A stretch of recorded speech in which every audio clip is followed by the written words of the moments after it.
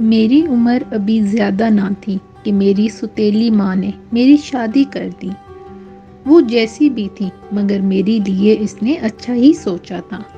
میرے شوہر یورپ میں اپنی فیملی سمیت رہتے تھے۔ میں بھی نکاح کے 6 ماہ بعد رخصت ہو کر یورپ آ گئی۔ میں ایک گھریلو عورت تھی مگر شوہر چاہتے تھے کہ میں جاب کروں۔ میں نے گریجویشن کیا ہوا تھا۔ مجھے ایک اسکول میں نوکری مل گئی۔ دن پرسکون انداز میں گزرنے لگے۔ دیکھتے ہی دیکھتے خدا نے مجھے 2 بچوں سے نواز دیا۔ میری ساس گھر پہ ہی ہوتی تھی اور بچوں کی دیکھ بھال بآسانی کر لیتی تھی۔ بڑی بیٹی زویا 4 سال کی اور چھوٹی بیٹی عائشہ 6 ماہ کی ہوئی تھی۔ انہی دنوں میری ساس کی طبیعت خراب رہنے لگی مگر وہ ظاہر نہ ہونے دیتی تھی۔ اکثر زویا شکایت کرتی کہ دادو کمرے میں کسی سے بات کرتی ہیں۔ میں اس کو چپ کروا دیتی کہ فون پر بات کر رہی ہوں گی۔ وقت گزرتا گیا اور میری چھوٹی بیٹی 2 سال کی ہو گئی۔ ان دنوں ساس بے حد بیمار ہو گئی، حتیٰ کہ وہ کسی سے بات کرنا بھی چھوڑ گئی اور ایک شام خاموشی سے اس دنیا کو چھوڑ گئی۔ میں صورتحال سے کافی پریشان تھی۔ میں نے اسکول سے چھٹیاں لے لیں۔ مرنے سے 1 دن پہلے انہوں نے مجھے پاس بلایا اور اشارے سے قریب آنے کو کہا۔ میں نے ان کے قریب جا کر سنا تو بولی، یہاں سے چلے جاؤ، یہاں مت رہنا۔ ان کی آواز میں نہ جانے کیا تھا کہ میں لرز کر رہ گئی۔ شور سے ذکر کیا تو بولے، ہسپتال سے جانے کا کہتی ہوں گی۔ ان کو ہسپتال اور دواؤں سے بہت الرجی تھی، اسی لیے میں بھی یہی سمجھ بیٹھی مگر میں نہیں جانتی تھی کہ وہ ہم سے کیا کہنا چاہتی تھیں۔ اگلے دن ان کی موت سے ہمارے گھر کا گھر افسردہ ہو گیا۔ 1 ماہ ان کو پاکستان لانے اور تدفین وغیرہ میں لگ گیا۔ واپس گھر پہنچی تو نوکری کی فکر ہوئی۔ شوہر سے بات کی کہ نوکری چھوڑ دی جائے تو وہ بولے، اب بچے بڑے ہو رہے ہیں، سکول میں تم ہوگی تو ان کی فکر نہیں ہوگی۔ میں بھی سوچ میں پڑ گئی۔ زویا تو میرے ساتھ ہی سکول جاتی تھی مگر عائشہ ابھی چھوٹی تھی، اس کے لیے ڈے کیئر کا انتظام بھی نہیں کیا تھا۔ پڑوسن ایک اچھی عورت تھی، اس کے پاس چھوڑ کر میں پہلے دن سکول گئی۔ طویل غیر حاضری کے بعد کام کا لوڈ تھا۔ آتے آتے شام کے 4 بج گئے۔ بھاگم بھاگ بڑی بیٹی کو لیے پڑوسن کے پاس آئی، دیکھا تو عائشہ سو رہی تھی۔ پڑوسن نے چائے پہ روک لیا، چائے کی طلب بھی تھی، سو میں بیٹھ گئی۔ اس کا نام تنزیلہ تھا۔ اس کے 2 بیٹے تھے جو اسکول جاتے تھے۔ تنزیلہ نے بیبی سٹر کی تجویز دی۔ وہ کمپنی کو جانتی تھی جہاں سے بیبی سٹر کی خدمات حاصل کی جا سکتی تھی۔ میں نے فوراً رابطہ نمبر لیا۔ تنزیلہ نے مجھے بتایا کہ کمپنی میں ایک مسلم لڑکی بھی کام کرتی تھی جس کا نام میرین تھا۔ اسی کو بلانے کا کہا کیونکہ تنزیلہ بھی ضرورت کے وقت اسی کو بلاتی تھی۔ میں نے کمپنی کو فون کیا اور میرین کو بھیجنے کا کہا۔ کمپنی نے شام 8 بجے کا وقت دیا۔ میں بے چینی سے اس کا انتظار کرنے لگی۔ ٹھیک 8 بجے میرین آ گئی۔ وہ ایک سلجھی ہوئی لڑکی تھی۔ وہ اپنا اور اپنی ماں کا پیٹ بھرنے کے لیے نوکری کر رہی تھی۔ مجھے بھی وہ ایک مخلص لڑکی لگی اور میں نے اسے نوکری پہ رکھ لیا۔ جب اس سے معلوم ہوا کہ میں اسے مستقل طور پر رکھ رہی ہوں تو وہ بے حد خوش ہوئی اور اگلے دن صبح 8 بجے آنے کا وعدہ کر لیا۔ اگلے دن صبح وہ ٹھیک 8 بجے گھر آ گئی۔ عائشہ اسے دیکھ کر بہت خوش ہو گئی۔ وہ گھر سے جانا نہیں چاہتی تھی۔ اب ایک کھیلنے والا انسان اسے مل رہا تھا۔ وہ جلدی دوست بن گئی۔ میں اور میرے شوہر بہت مطمئن ہو گئے اور اپنے اپنے کام پر چلے گئے۔ عائشہ ایک خوش مزاج بچی تھی۔ وہ 2 سال کی ہو گئی تھی اور بہت باتیں کرنے لگی تھی۔ پورے گھر میں بھاگتی دوڑتی پھرتی۔ زویا اسکول سے آ جاتی تو دونوں مل کر بہت ادھم مچاتی تھی۔ دیکھتے ہی دیکھتے ایک ماہ گزر گیا۔ کچھ دنوں سے میں دیکھ رہی تھی کہ وہ مجھ سے کچھ کہنا چاہتی تھی۔ کئی بار وہ کچھ کہنا شروع کرتی مگر بات کو چھوڑ دیتی اور خدا حافظ کہہ کر نکل جاتی۔ میں نے سوچا شاید اس کی ماں ٹھیک نہیں تو چھٹی لینا چاہتی ہوں گی۔ یہ سوچ کر میں نے اگلے دن اسے چائے پہ روک لیا۔ وہ کپ ہاتھوں میں لیے گمسم سی بیٹھی تھی۔ میں نے خود ہی اس سے پوچھا کہ سب خیریت ہے؟ وہ مسکرائی اور ہاں میں سر ہلایا۔ میں نے اس کے ہاتھ پر ہاتھ رکھا اور اسے یقین دلایا کہ وہ مجھ سے کوئی بھی بات کر سکتی ہے۔ وہ چپ چاپ مجھے دیکھنے لگی۔ اس کی آنکھوں میں ایک الجھن سی تھی۔ وہ بولی، اوپر دائیں کمرے میں کون رہتا ہے؟ میں ایک دم حیران سی ہو گئی۔ وہاں میری ساس رہتی تھی۔ میں نے کہا، کیا بات ہے بولو۔ کچھ نہیں، بیبی وہاں چلی جاتی ہے اور باتیں کرتی ہے، اس نے بتایا۔ میں سوچ میں پڑ گئی۔ وہ اجازت لے کر چلی گئی۔ رات کو شور سے یہ بات کی تو بولے، تم بھی کیا فضول باتیں سوچنے لگی؟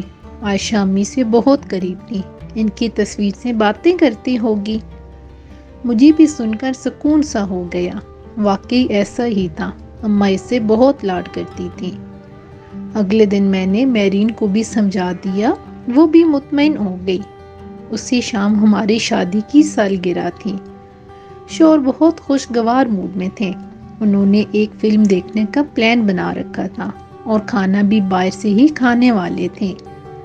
میں نے میرین سے کہا کہ وہ رات 11 بجے تک بچوں کے پاس ہی رک جائے، ہم جلد گھر آ جائیں گے۔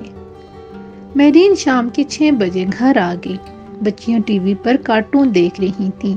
میں نے میرین کو کہا کہ بچیوں کو 8 بجے سونے کے لیے اوپر ان کے کمرے میں لے جانا اور کھانا وہ کھا چکی ہیں۔ میرین کے لیے فریج میں کھانا موجود تھا جو وہ کھا لے۔ ایمرجنسی کے طور پر وہ مجھے فون کر سکتی تھی، مگر میں نہیں جانتی تھی کہ میں اس کی زندگی کو داؤ پر لگا کر جا رہی تھی۔ ہمارے جانے کے بعد میرین نے دروازے بند کر دیے اور تمام کھڑکیاں بھی چیک کر لی۔ باقی کے واقعات میرین نے مجھے بتائے، اسی کی زبانی سنیے۔ مسٹر اور مسز امجد کے جانے کے بعد میں بچیوں کے پاس آ گئی۔ ان کا کھیلنے کا موڈ تھا، چنانچہ میں ان کے ساتھ رہی۔ ٹھیک 8 بجے میں نے ان کو دودھ کا گلاس دینے کے بعد سونے کے لیے اوپر ان کے کمرے میں لے گئی۔ اوپر کی منزل پہ 3 بیڈ روم تھے۔ دائیں جانب پہلا کمرہ زویا کی دادی اماں کا تھا۔ دوسرا ماسٹر بیڈ روم تھا جو والدین کے استعمال میں تھا۔ دوسری جانب بچیوں کا کمرہ تھا۔ بچیوں کا کمرہ خاصا کھلا تھا۔ ایک طرف دونوں کے بیڈ لگے تھے۔ اس کے سامنے بچیوں کے کپڑوں کی الماری تھی۔ سامنے کے حصے میں قالین بچھا کر کھلونوں کے ریک اور ایک چھوٹا سا خیمہ لگا تھا۔ یہ کھیلنے کی جگہ تھی۔ بچیاں خیمے میں بہت خوشی سے کھیلتی تھیں۔ اس میں ٹارچ لائٹ اور کچھ کھلونے تھے۔ نیچے ایک نرم گدا بچھا ہوا تھا۔ بچیوں کو بستر ٹھیک کرنے اور ان کو برش کرانے کے بعد ان کے بستر پر لٹا دیا۔ زویا کا سونے کا ارادہ نہیں تھا، بلکہ وہ کہانی سننا چاہتی تھی۔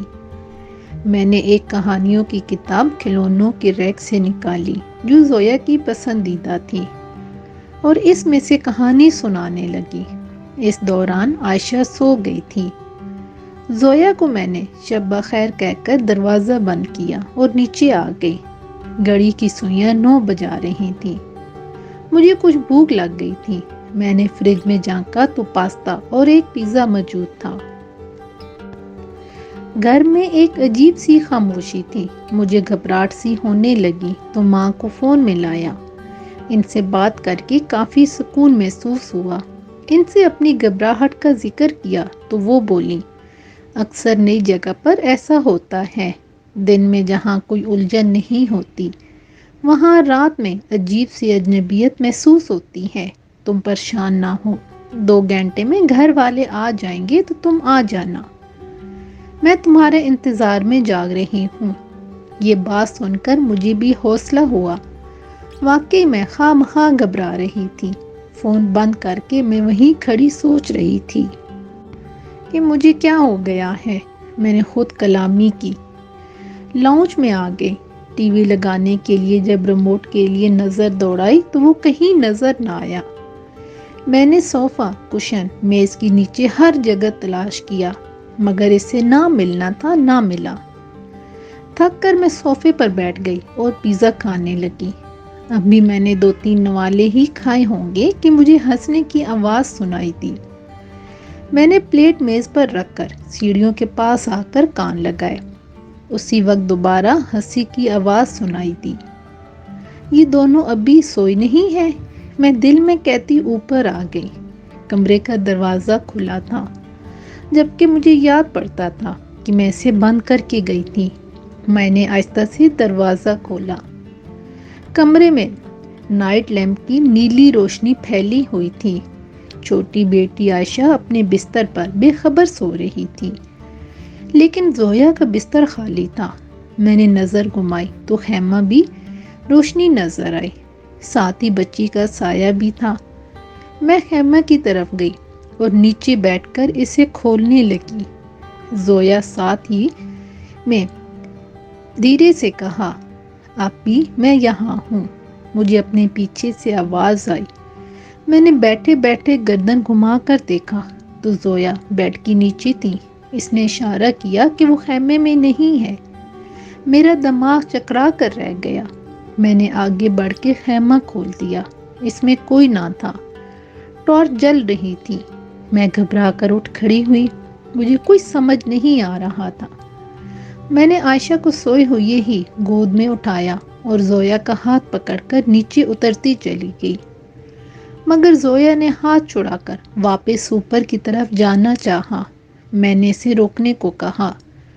میں واپس جا رہی ہوں سونے کے لیے، اس نے کہا اور سیڑھیاں چڑھنے لگی۔ وہ ڈیانا تھی میری فرینڈ، اس نے کہا تو میں سناٹے میں رہ گئی۔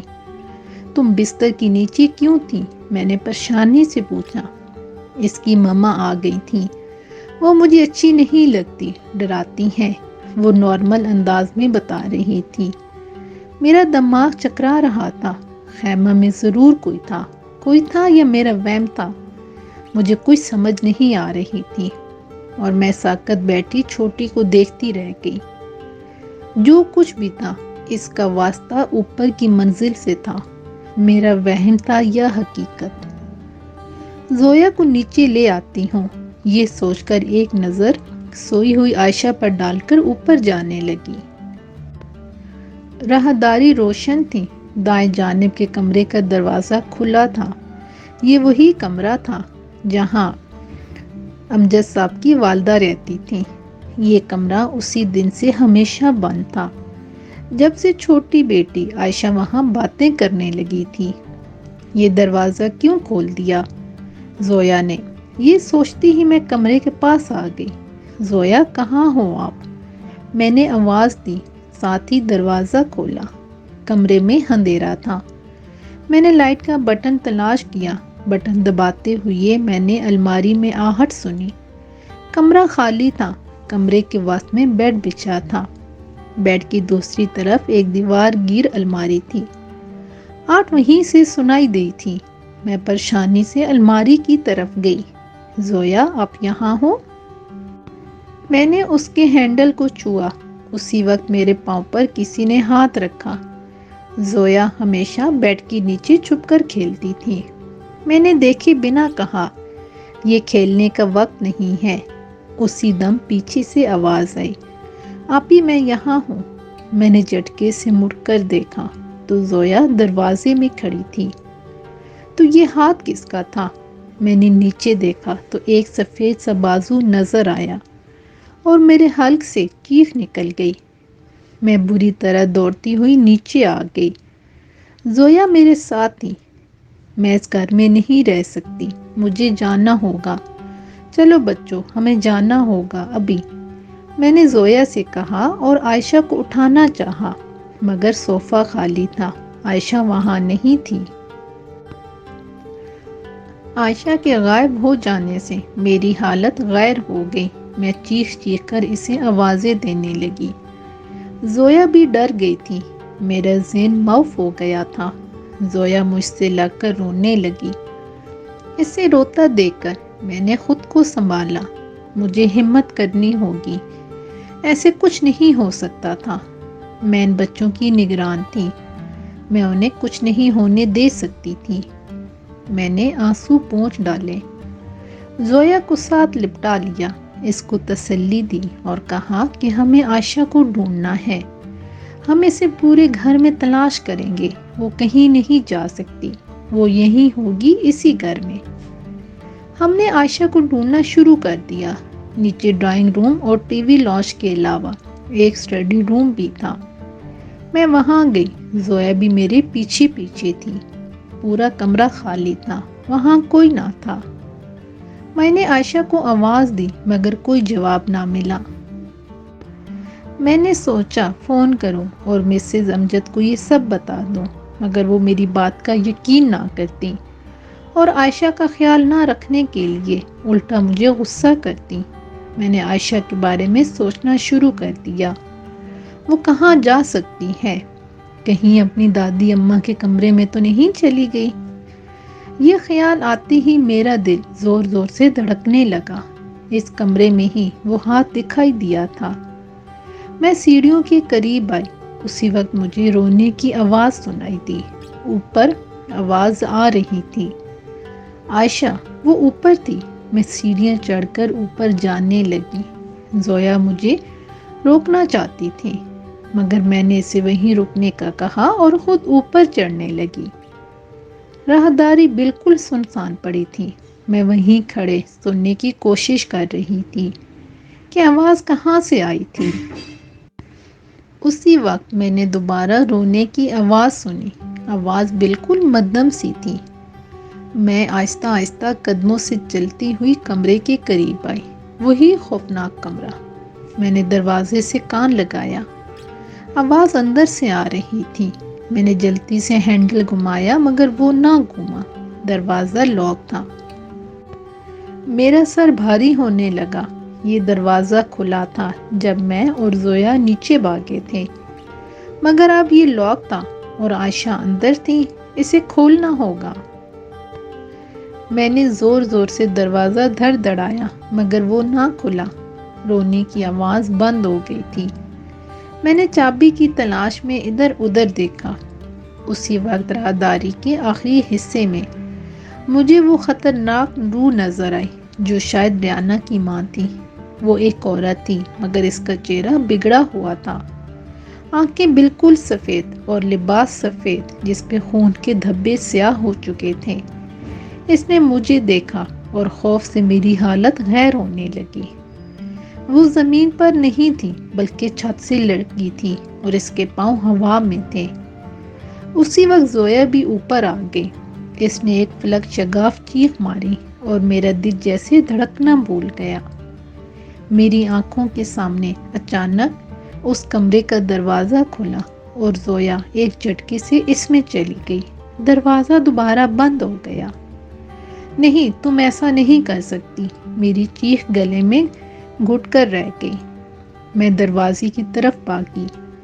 اسی وقت وہ میرے کان کے قریب چلائی، ہمیں اکیلا چھوڑ دو۔ وہ تو میرے پیچھے کھڑی تھی۔ مجھے ایک زوردار جھٹکا لگا اور میں ہوا میں اڑ کر سیڑھیوں سے ٹکرائی اور لٹکتی ہوئی سیڑھیوں سے نیچے جا گری۔ میرا سر سیڑھی سے ٹکرایا اور آنکھوں کے سامنے اندھیرا چھا گیا۔ بے ہوش ہونے سے پہلے آخری آواز جو میں نے سنی وہ زویا کی چیخ کی آواز تھی۔ اس کے بعد مجھے کچھ ہوش نہ رہا۔ ہم جب کھانے کے بعد گھر پہنچے تو گاڑی سے نکلتے ہی ہمیں زویا کی چیخیں سنائی تیں۔ میں اور میرے شوہر گاڑی بند کرنا بھول گئے۔ گھر کے اندر بھاگے تو دیکھا میرین سیڑھیوں کے نیچے بے ہوش پڑی تھی اور اس کے ماتھے سے خون بہہ رہا تھا۔ زویا اور عائشہ اوپر چلا رہی تھیں، ساتھ ہی دروازہ بجنے کی آوازیں بھی آ رہی تھیں۔ ہمیں کچھ سمجھ نہیں آیا کہ یہ کیا ہوا تھا۔ میرین کی حالت کافی خراب تھی۔ میں اوپر بھاگی۔ اوپر پہنچی تو دیکھا میری ساس کے کمرے سے بچوں کی آوازیں آ رہی تھیں۔ میں نے ہینڈل گھمایا تو دروازہ کھل گیا۔ اندر دونوں بچیاں بند تھیں۔ رو رو کر برا حال تھا۔ زویا کے بائیں گال پہ نیل پڑا تھا اور ہونٹ بھی پھٹا ہوا تھا۔ اس نے مجھے دیکھا تو روتی ہوئی مجھ سے لپٹ گئی۔ عائشہ زمین پہ لیٹی تھی۔ اس کے ہاتھ میں ایک ڈائری تھی۔ میں نے اسے گود میں لیا اور نیچے آ گئی۔ میرین کے لیے ایمبولینس آ گئی تھی۔ وہ ابھی تک بے ہوش ہی تھی۔ زویا اسے دیکھ کر آپی آپی چلانے لگی۔ آپی کو کیا ہوا؟ وہ مجھ سے پوچھ رہی تھی۔ میری سمجھ میں کچھ نہیں آ رہا تھا۔ ہم سب ہسپتال چلے گئے۔ ڈاکٹر نے بتایا کہ میرین کو گہری چوٹیں نہیں ہیں، وہ جلد ٹھیک ہو جائے گی، اور زویا کو بھی دوا دی۔ زویا نے مجھے بتایا کہ دادی اماں اسے کمرے میں لے گئی تھیں اور عائشہ کو بھی۔ ہم نے وہاں یہی کہا کہ دونوں سیڑھیوں سے گر گئی تھیں۔ عائشہ کے پاس جو ڈائری تھی وہ میری ساس مرحومہ کی تھی۔ اس کو پڑھا تو معلوم ہوا کہ اس گھر میں کئی سال پہلے ایک ماں بیٹی کو قتل کر دیا گیا تھا۔ پولیس کو قتل کا سراغ نہ مل سکا تھا۔ بعد میں معلوم ہوا کہ باپ ہی ان دونوں کا قاتل تھا۔ ان کی روح اب تک وہیں تھی۔ وہ وہاں کسی کو آباد نہیں دیکھ سکتی تھی۔ میری ساس نے ایک روحانی عمل کے ذریعے ان کو اپنے کمرے تک محدود رکھا تھا، مگر ان کی وفات کے بعد وہ بچیوں پر حاوی ہونے لگی تھی۔ دوسرے روز میرین نے جب یہ سارے واقعات سنائے تو مجھے اپنی ساس کی بات یاد آئی کہ یہاں سے چلے جانا، یہاں مت رکنا۔ میرین نے جو کیا میں اس کا بدلہ نہیں دے سکتی تھی۔ اس نے اپنی جان کو خطرے میں ڈالا تھا۔ ہم نے اسی ہفتہ مکان بدل لیا اور اب میرین اور اس کی والدہ ہمارے گھر کے فرد کی طرح ہیں۔